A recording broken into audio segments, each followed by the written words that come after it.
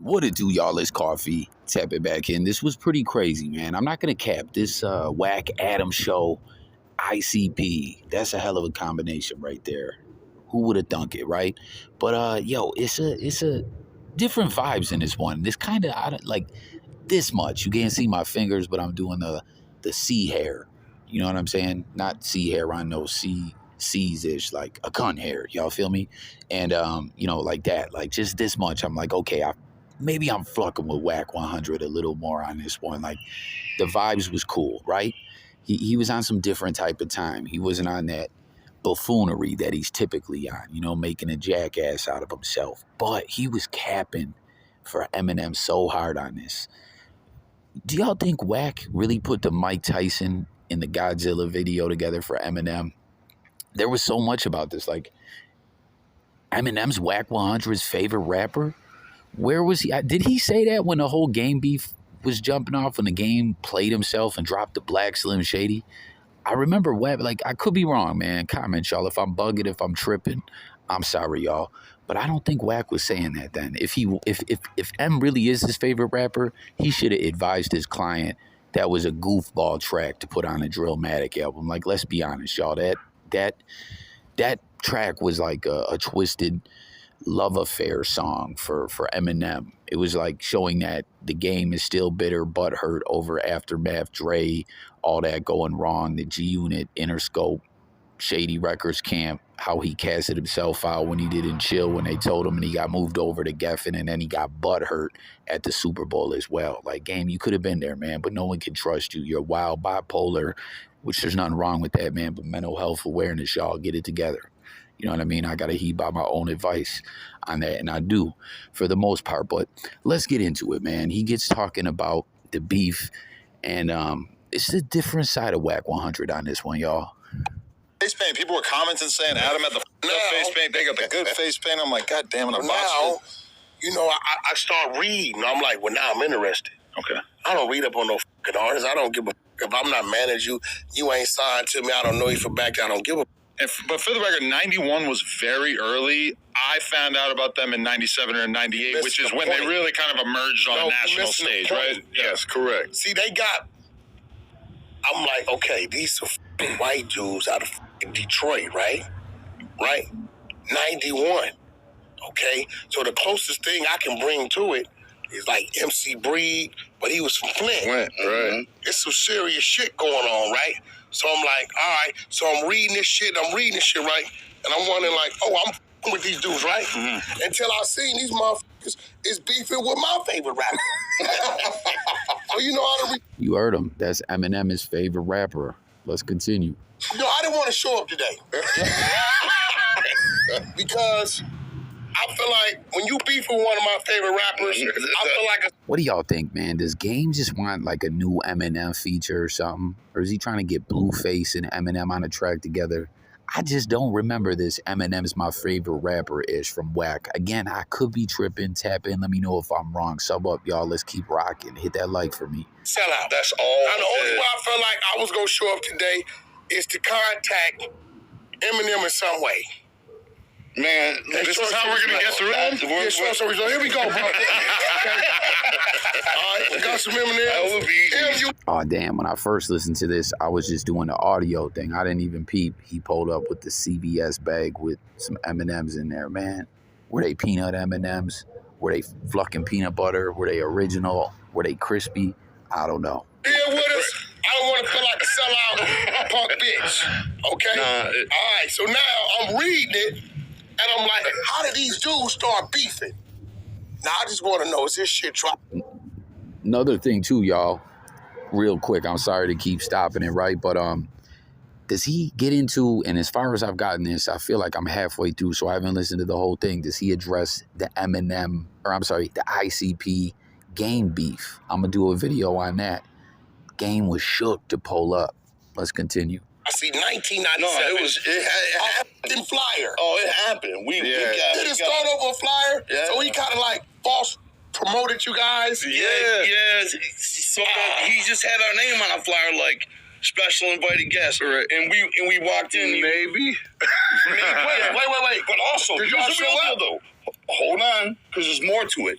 That's real quick. That was a trip to me when I really found out that was like where it started. That Eminem busted a move like that. But you know, it's kind of crazy. It's kind of trip. Eminem did that like maybe ICP, but networking's a motherfucker, man. Anyone trying to bust a move, whatever you're doing, sometimes you got to take that. You got to throw that Hail Mary. You know what I mean? You can come off looking like a cold bozo, which if Eminem never got on and they told that story, I mean, they would never tell that story probably because he would be no one, but he did. And I don't know. Let's go. What irked us. But the real deal was his brother was a DJ. Yeah. Okay? All that Eminem had out at the time was that first EP. Right. Now, blowing the fuck up. Right. Hi, my name is everywhere. Even Well, he really had the Infinite joint out and then the Slim Shady EP, which later when he signed with Dre was converted into the Slim Shady LP. Some different tracks were added. Some Ish was remastered. I don't know if Bad Meets Evil with Royce was on the EP. I don't think so. You know what I mean? And they took the thing out at the beginning when the glass broke in the mirror and the Slim Shady persona was born and all that. But and yo, a banger that I think was on there that got pulled off was that I'm low down and I'm shifty. If you hear a man that sounds like me, slap him and ask him where the fuck did he get his damn rap from. Alternative rock. This is before that. This is when he had Just Don't Give a Fuck was his big first single. You know what I'm saying? Before My Name Is. But John, your brother. Yeah, because my brother, he was a DJ, and he'd work in some clubs with DJ Wack, which was the Cheddar Bob guy from the 8 Mile movie. Gotcha. So my brother was... That was a trip to me too, to find out 8 Mile, you know, loosely based on Eminem's life. Obviously, we know Mekhi Phifer's character, Future, was based on Proof, back when Proof had them dreads and all that. I didn't know Cheddar Bob was based on a real guy. Apparently, you heard him. DJ Wack was Cheddar Bob. That's crazy. Down with him, you know what I'm saying? He got an advanced copy. Yeah, so he had a cassette of his shit, right? Of Eminem's album that boy was waiting on, right? so you guys show up to the fucking show. But that's Listen to Wack just cutting them off. Wack, they're in the middle of a sentence, man. Maybe some of y'all are like Coffee. You're cutting them off. Well, I don't just repost people's ish, man. But Wack, shut up. relevant. Here's what happened. When we had that advanced copy, we're bumping it, and right on the lyrics, Eminem had a line said, ICP buy my CD. And we were like, Them what was the some bars. And then we're like, oh, damn. So you guys were up by what, 18, 20 or something? See, what you gotta understand too, I mean, because he was on the scene when we were local as well. Them was some bars. But he hadn't honed his Eminem skills like he did once he got with Dre. You know, because Dre will put motherfuckers through it. You know what I'm I saying? heard the album before. Eminem fans, hip hop heads that know Eminem's career dating back. Is that fact or cap? Had Eminem not honed his skills on that lyrical miracle-ish that he's on nowadays? Remember LL Cool J told him, what'd he say? So many shades darker, you be cannabis. Which cannabis was dope, man. Hip-hop needs cannabis back, even though he's still around. They dropped that Horseman project and all that. But, I mean, listen, the Eminem Infinite project, people say he was trying to be like an AZ or something like that. You know, with the whole as-is outsiders thing. We heard them talk about how, when he was going out to Jersey, Brick City and all that, he took a lot from them and implemented it into the Eminem, that we know today. But what I'm getting at is Eminem was doing the Rap Olympics and all that. He wasn't spitting like that then. I mean, I know he wasn't really on Infinite, but at this point that they're speaking of, he didn't have bars like that. Is that facts or what? For the Dre album, and it was cool, but it definitely wasn't something that was going to take the world by storm. Wait. He said, ICP, Buy my CD. Right, it's a good rhyme. Now, Good rhyme. in the streets, because, Detroit is a small but big place. If you know where motherfucker at, you know. If you don't, you know. Motherfucker hide out on your ass in Inks or somewhere quick, right? Shout out to the Saigon Projects. But did you guys know where he was at? No, it wasn't even like that. Y'all didn't even know. We were two totally different worlds. We were in the world where we were pressing our own CDs and cassettes, and we were selling them out the trunk through consignments, hitting all the stores. He was at the hip hop shop and the freestyle battles in the circles. He wasn't slanging for a records, deal, right? He was shopping. We were slanging. Y'all slanging. Yeah, we were so doing it those are two big different worlds in Detroit. working with guys like Esham, who's another rapper who was doing it himself. So I used to always, back in the day, like, dudes that I knew that were juggalos, when M was beefing with the juggalos back when I was younger, I really get into this hip-hop beef-ish. You know, nowadays it's like, come on, that's wild goofy, right? As a grown-ass man. But back then, it's like, yo, Fluck ICP, you embodied them. Y'all remember when he was talking about, I believe I was put here to put fear in that spray Fago root beer and call themselves clowns because they look queer? Like, whoa, you know what I mean? Or he said, "Oh, y'all gonna claim Detroit when you live 20 miles away?" And it was wild, man, you know. But like at this point, what they were talking about, how they were was out trying to do the battles and stuff like that, which is like they just said he didn't have bars like that, man, to go do them battles. I mean, he must have had some kind of talent, right? Or was he choking like B Rabbit originally? I don't know, you know. What's it called? That one dude from 5 Ella, he has the unauthorized Detroit hip hop documentary or something like that, and they were showing some ish Eminem was spitting, and I don't know, it was different than like what 8 Mile was, the story 8 Mile was telling. But my point is I respect the fuck out of ICP, their whole Juggalo movement, their merch, the independent grind, everything they did to this day. Like, you know what I'm saying? You know how when you're a youngin', you got that like, oh, fuck this motherfucker, fuck that motherfucker type attitude till you get older, and you can respect things more and call it for what it is. Like, unless, you know, there's still some people on, you know, that type time when they're older, and that's just goofy time to me if you can't congratulate the next man, even if you don't really fuck with him. You know, the Dayton family, when they came out, and even Kid Rock before, when he was local in Detroit, when he was just a rapper, you know what I'm saying? Kid Rock, man. Eminem Adam about to say in a second, yeah, until he became the Trump cowboy guy.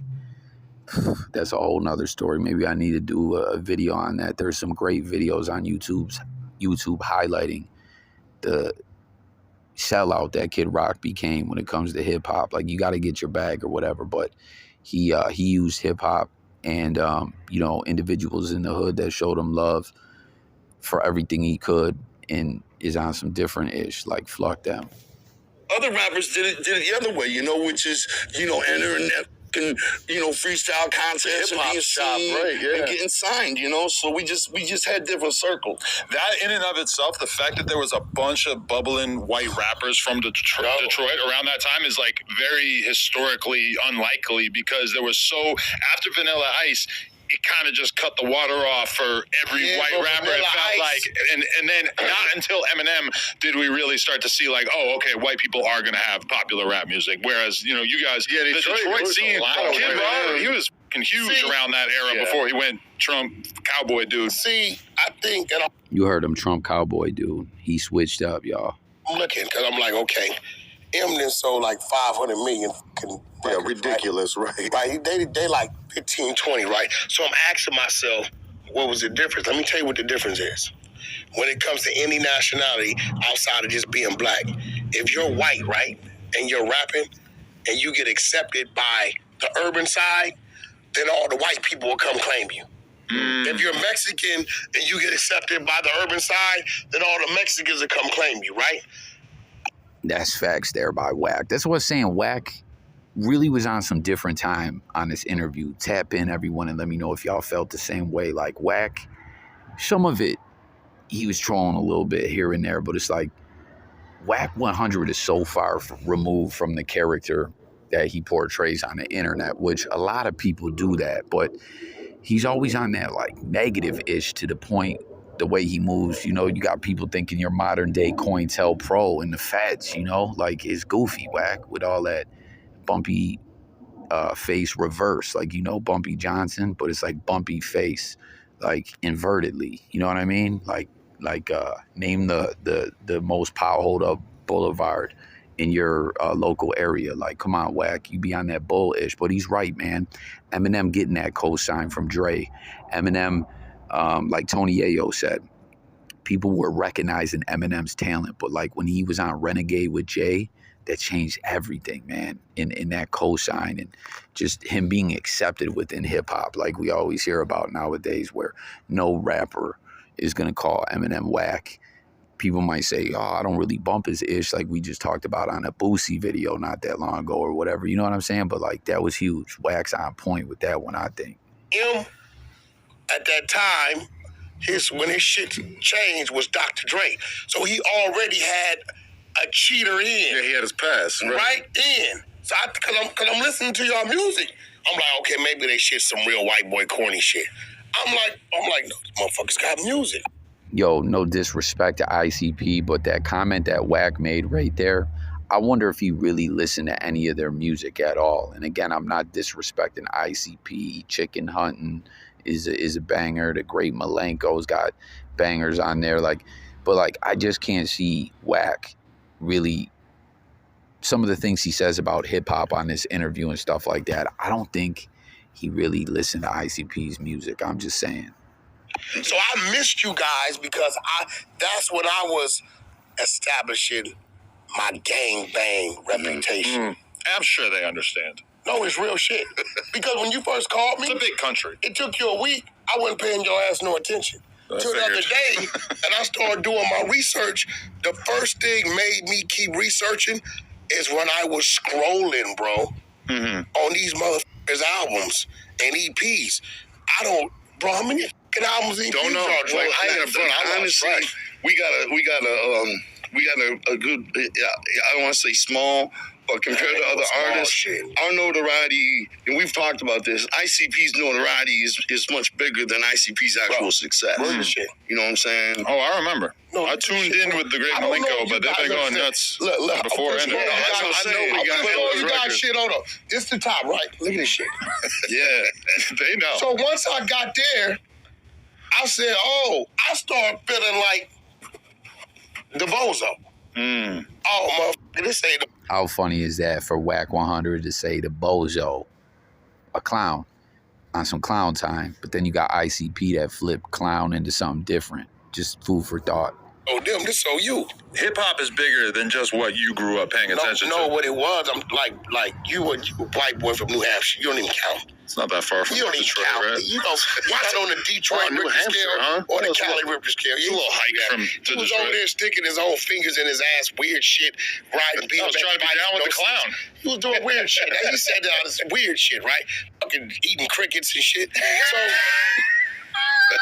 we talking about the height of that 86 to like 94 era was the grassroots meat and potatoes of gang banging.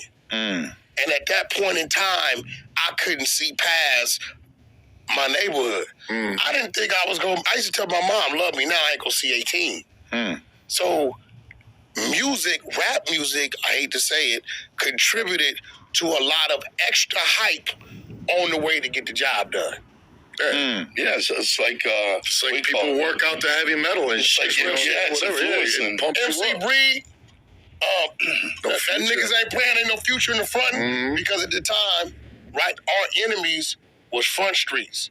So the whole thing ain't no future in the front. It was and I hate to say it, like I look at it now, I'm not mad at rap music now because the kids, a lot of kids, like our kids, they're listening to this shit, and I don't know if they like the production, but they really don't know what the they're saying.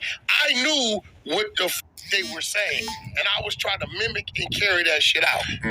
This episode of the Adam and Wack Show is brought to you by All right, so that's going to do it for this, man. I'm other stuff that was very intriguing on this interview we're going to get to. But WACK100, that like just right there, how he was vibing out, talking hip-hop, the early days. MC Breed, ain't no future in your front and all that with ICP. It was a different side of Wack and this Eminem-ish, though. Like, what's up with Wack jocking Eminem like that? Let's talk about it all in the comments. I got to run. Who watched this whole interview? Hit me with the other interesting parts.